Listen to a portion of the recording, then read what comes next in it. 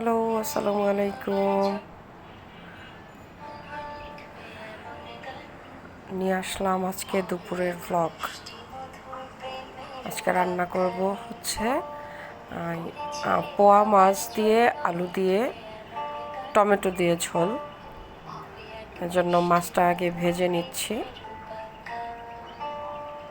একটু আটকে আটকে গেছিল কড়াইয়ের সাথে, একটু নেড়ে চেড়ে উঠাবো আর কি।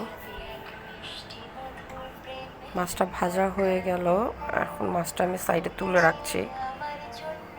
এরপর এই তেলের মধ্যেই আলুটা ভেজে নিব। আলুটা আমি হলুদ লবণ দিয়ে রেখেছিলাম।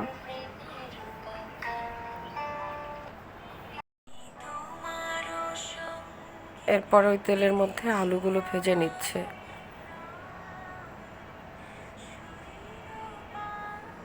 আলুগুলো ভাজা হলে তারপরে মশলাটা করব। তো একটু নেড়ে চেড়ে সবগুলো সাইড করে দিচ্ছি, যেন সবগুলোই একটু একটু করে ভাজা হয়। খুব বেশি করে ভাজবো না, হালকা একটু ভাজা ভাজা করব। এবার আলুগুলোর উল্টে দিচ্ছি। ওই পাশটা মোটামুটি হয়েছে হালকা, এই পাশটা হলে একটু তুলে নিব।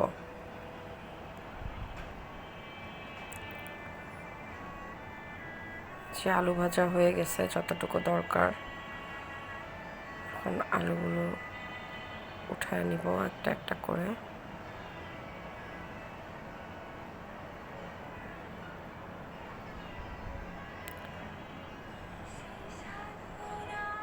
আলুগুলো তোলা হলে হয়ে যাচ্ছে।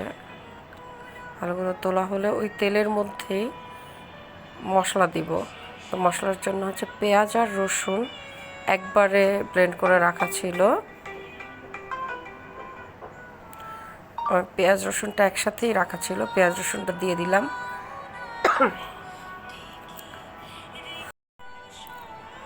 পেঁয়াজ রসুনটা একটু ভাজা ভাজা হলে তার মধ্যে বাকি মশলা দিব। এখানে আদা বা জিরা দিব না, শুধু পেঁয়াজ রসুন আর মরিচ টরিচ দিব যা দেওয়ার।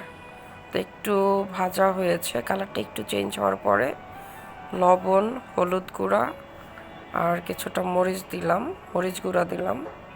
তার মধ্যে জিরা দিব না, কিন্তু একটুখানি ধনিয়া দিব, ধনিয়া গুঁড়া দিয়ে ভালো করে কষিয়ে নিব। এই যে ধনিয়াটা দিয়ে দিলাম, ভালো করে কষাবো।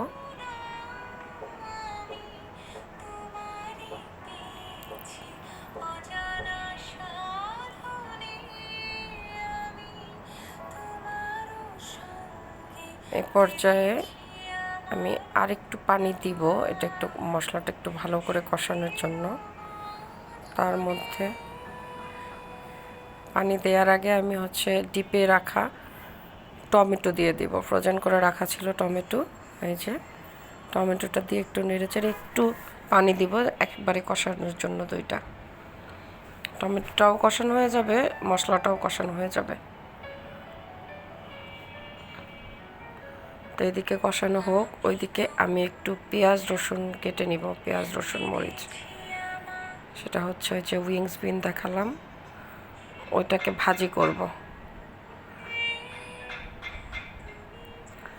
এবার মশলাটা কষানো হয়ে গেলে আমি পরিমাণ মতো পানি দিব, যার মধ্যে আলুটা সিদ্ধ হবে প্লাস মাছটাও রান্না হবে এবং যথেষ্ট মানে যতটুকু ঝোল দরকার রাখতে পারবো। পানিটা পুরো একদম ফুটে উঠেছে। এর মধ্যে আমি আগে দিব আলু, কারণ আলুটা একটু সিদ্ধ হওয়া লাগবে, আর আলুটা আমি অনেক বেশি ভাজিও নাই, এজন্য প্রথমে আলু দিয়ে দিব। আলুটা ভালো করে সিদ্ধ হলে তার মধ্যে মাছ দিয়ে অল্প কিছুক্ষণ পরে নামিয়ে ফেলব। আলু সিদ্ধ হয়ে গেছে, এবার হচ্ছে আমি ঝোল রাখবো বেশি, এই জন্য এর মধ্যে মাছ দিয়ে দিব।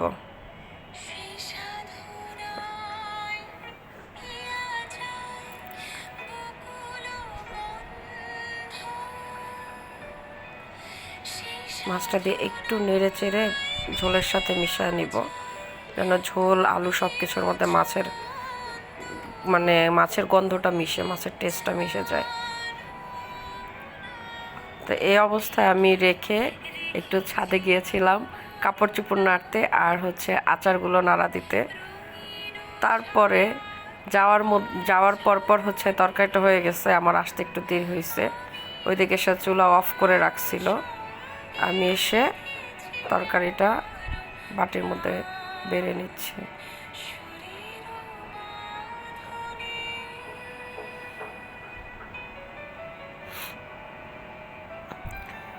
এই হচ্ছে তরকারির ফাইনাল লুক।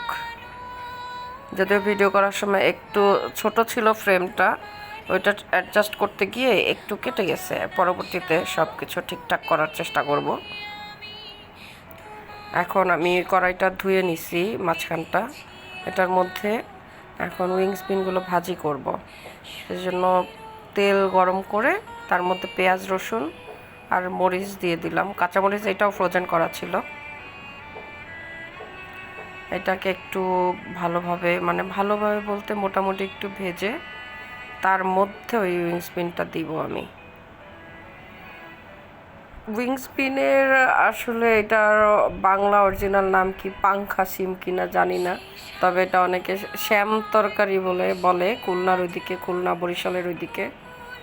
তো আমি হচ্ছে নানুর কাছে আর আম্মুর কাছে শুনেছি যে এটা শ্যাম তরকারি। তো শ্যাম তরকারি ভাজি করব। আর এদিকে আমি একটু ভূত সাচ্ছি, রোদ টোদ অনেক গিয়েছি, তো এই জন্য একটু মুসুরির ডালের গুঁড়ো করে, ওইটা গুঁড়ো করা ছিল, ওইটা একটু পানি দিয়ে ভিজিয়ে মুখে লাগিয়ে রাখছি। মাঝে মাঝে এরকম একটু চর্চা করতে হয়, রেগুলার না করলেও। এতে করে সবাই মনে করেন স্কিনে একটু গ্লো আসবে, দেখতে ভালো লাগবে। আহা, যাই হোক, এখন হচ্ছে রূপচর্চার পরে, মানে রূপচর্চাও চলছে ওইদিকে, আর এদিকে হচ্ছে ভাজি করব, শ্যাম তরকারিটা ভাজি করব। পেঁয়াজ রসুনটা মোটামুটি ভাজা হয়ে গেছে, তার মধ্যে শ্যাম তরকারিটা দিয়ে দিলাম আর কি। এটা আনা হয়েছিল সিদ্ধ করে খাওয়ার জন্য, কিন্তু একটু বেশি গুণ দেখাইতে গিয়া ফ্রিজের মধ্যে পলি ছাড়াই রাখা হয়েছে, যার কারণে একটু নেতিয়ে গেছে। এর জন্য ভাবলাম থাক, ভাজিই করে ফেলি। যদিও ভাজিটাও মজা ছিল, কিন্তু আরেকটু মজা হলে আরেকটু মজা লাগতো আর কি। তারপর ভালো করে পেঁয়াজ মরিচ লবণ রসুন সব কিছু দিয়ে, সামান্য একটু হলুদও দিয়েছিলাম, কারণ এটা একটু কালারটা একটু কালো হয়ে আসছে, তো কচি থাকলে আর ওই হলুদ দিতাম না, এই জন্য একটু হলুদ দিলাম। হলুদ দিয়ে নেড়ে টেড়ে সুন্দর করে ঢেকে রাখবো। আর আগুনটা অনেক কমায় দিব, কারণ আমার মনে হচ্ছে এটা একটু শক্ত, এই জন্য সিদ্ধ করার জন্য একদম কম আঁচ দিয়ে ঢেকে রাখবো।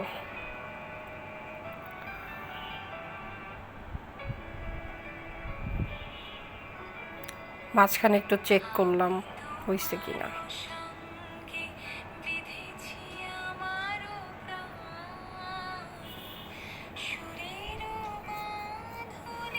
এখন দেখলাম যে আসলে আমি যেরকম সিদ্ধ চাচ্ছি হয় নাই এখনো, আর একটু হইতে হবে, এই জন্য আবার ঢেকে রাখছি।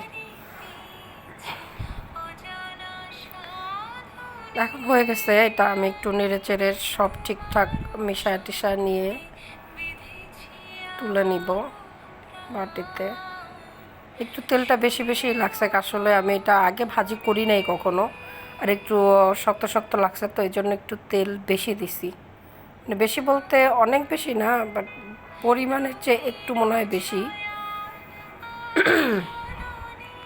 যাই হোক, আমার ভাজি শেষ।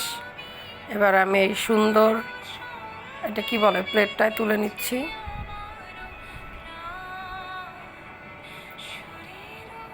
ওইদিকে আমার অন্য তরকারি আর ভাতও রেডি।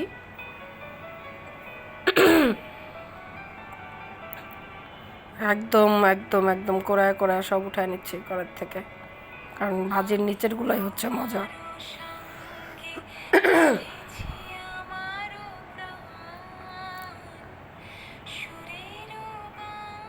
সব শেষ রান্না, এই হচ্ছে আমার তরকারির পুরো চেহারা, ফাইনাল লুক। যাই হোক, সবাই ভালো থাকবেন আর আমার পাশে থাকবেন, চ্যানেল সাবস্ক্রাইব করবেন, লাইক কমেন্ট করবেন বেশি বেশি।